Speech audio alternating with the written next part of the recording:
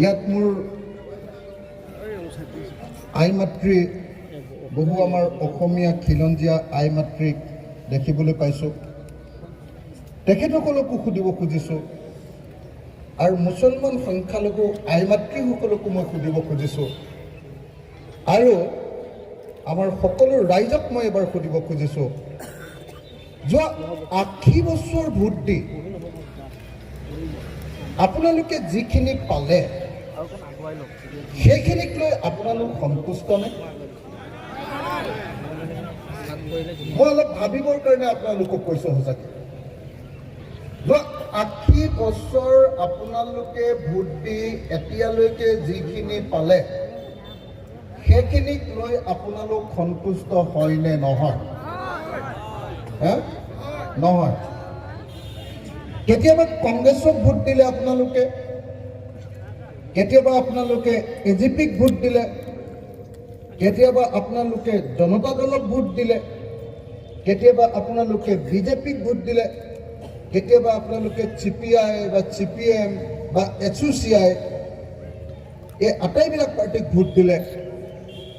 ভাৰতত আৰু পাৰ্টি চাবলৈ বাকী নাই আৰু সব পাৰ্টিকে আপোনালোকে ভোট দি চালে। সঁচাকে আমাৰ মূল কামকেইটা হ'লনে নাই বাৰু? হ'লনে নাই? আপোনালোকে ইয়াত থকা সব মানুহে নিজৰ নিজৰ মুখখন চুই চাওক, দেখিব যে প্ৰত্যেকজন মানুহৰ চেহেৰা দুখীয়া মানুহৰ চেহেৰা। এনে মিছা কথা কৈ লাভ নাই, অসমৰ মানুহৰ চেহেৰা দুখীয়া মানুহৰ চেহেৰা। আজিৰ দিনটোত ভাৰতবৰ্ষৰ ভিতৰত অসম আটাইতকৈ দুখীয়াৰ ভিতৰত 4 নম্বৰ। আজিৰ দিনটোত গোটেই ভাৰতবৰ্ষৰ মানুহ জীয়াই থাকে 72 বছৰ, আমি জীয়াই থাকোঁ 67 বছৰ 6 মাহ। অসমীয়া কোন কম জীয়াই থাকে? কোন কমকে জীয়াই থাকে?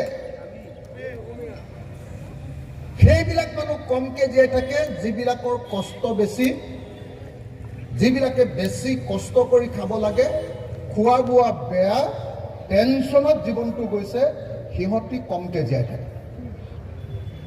হয়নে নহয়? আৰু আমি অসমীয়া মানুহ ভাৰতবৰ্ষৰ ভিতৰতে কমকে জীয়াই থকাৰ ভিতৰত আমি 2 নম্বৰত।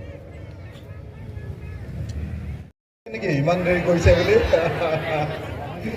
মই আপোনালোক সকলোকে নমস্কাৰ জনাইছোঁ, শ্ৰদ্ধা জনাইছোঁ, চালাম জনাইছোঁ আৰু আজি ৰাইজৰ দলৰ সভাপতি হিচাপে মই আপোনালোকৰ সন্মুখত কেইটামান কথা ক'ব খুজিছোঁ। আপোনালোকে সঁচাকৈ একদম অকল সদায় গৰম ভাষণ মানুহে শুনি থাকে, কিন্তু এবাৰ আপোনালোকে ভাবি চাওকচোন, এতিয়ালৈকে 47 চনৰ পাছত আপোনালোকে কিমান বাৰ ভোট দিলে? ভোট কিমান বাৰ দিলে? এই 26 চনত ভোট দিলে আপোনালোকৰ ভোট দিয়াৰ সময় হৈ যাব 80 বছৰ।